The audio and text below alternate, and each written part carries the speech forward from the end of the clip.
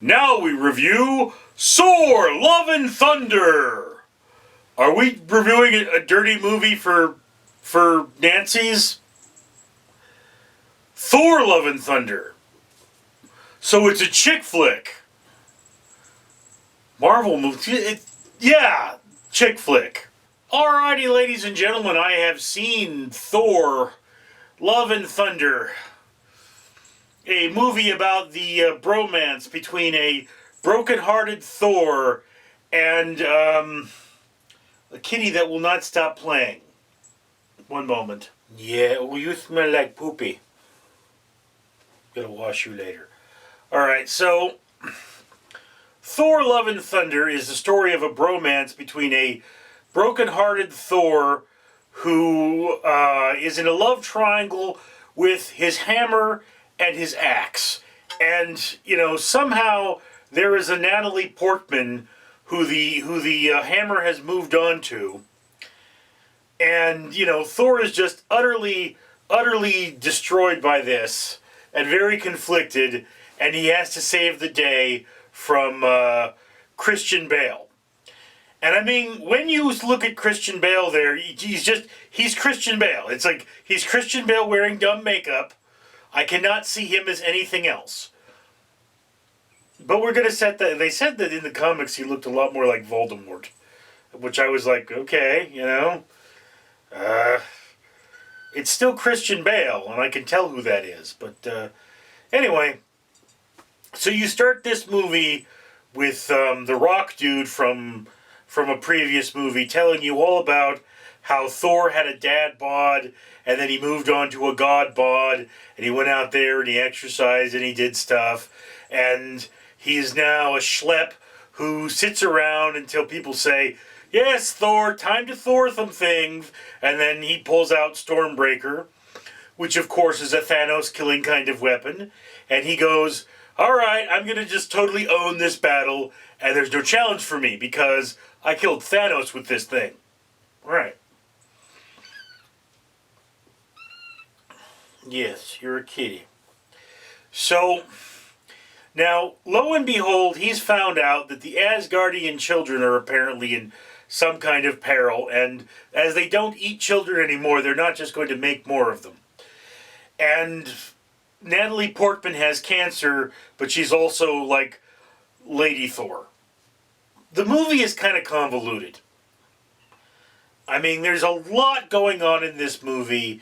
It feels like something that is more of a TV episode, except for the point where Chris Hemsworth gets naked. And then, you know, there's the love affairs with the hammer and the axe. And I mean, like, he's talking to the hammer like it has a personality now. Like, it's not, this is my tool and my trademark and how I focus my power. It's like, this is my first girlfriend or boyfriend. Or do hammers have gender? I mean, I don't want to think about that anymore.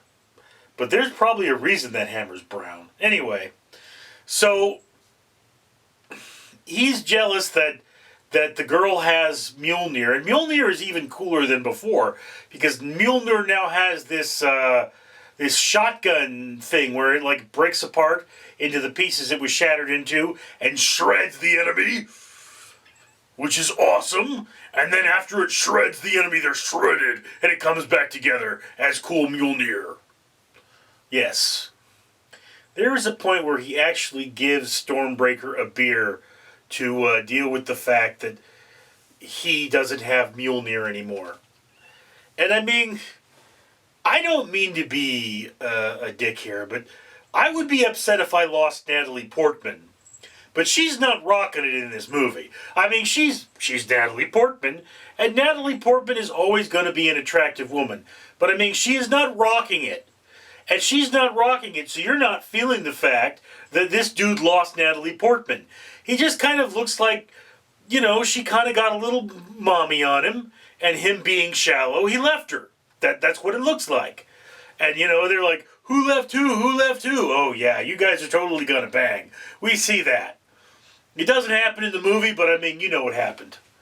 Okay, that's fine, but still there, let's be clear on the fact that Natalie Portman's character is, I don't know how old, and Thor's character is supposed to be more than 1,000, so he is kind of robbing the cradle there. You're a kitty. Yes. What's that? You didn't get to see the movie? Of course not. It's PG-13. You're not 13. Anyway, so like, yeah. You watch this movie and you're like, bromance. This is a chick flick. This is the Marvel movie you take your girlfriend to, only it's not, because Chris Hemsworth gets naked and she's going to be like, thinking of Chris Hemsworth next time you and her are... Yeah, see? So, I mean, you know, again, this movie is not that great. You can't really take your kids to it unless they want to see Chris Hemsworth as Heine. And I mean, you know, as Heinies go, it's a Heine. I really am not a connoisseur of Heinies, so I couldn't tell you if, as men go, it's a good Heine. But I'm assuming, as the reactions in the film are, women really enjoy that Heine.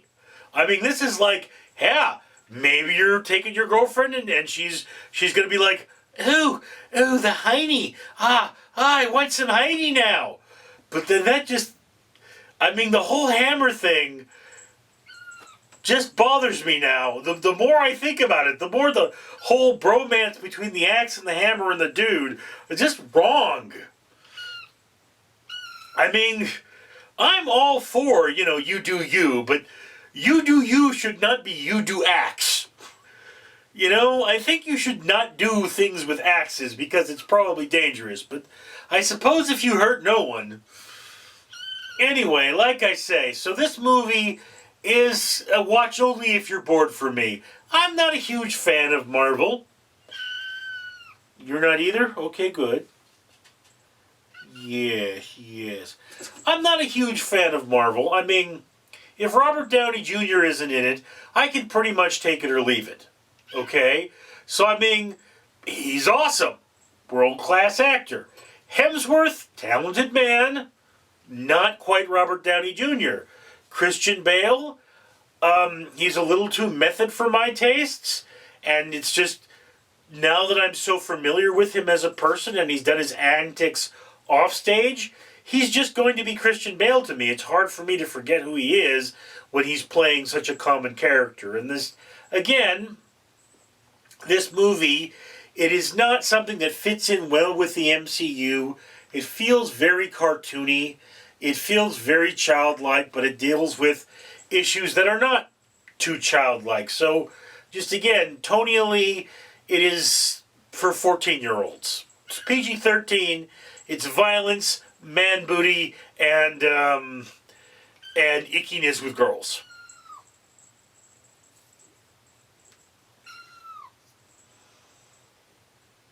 I love kitties.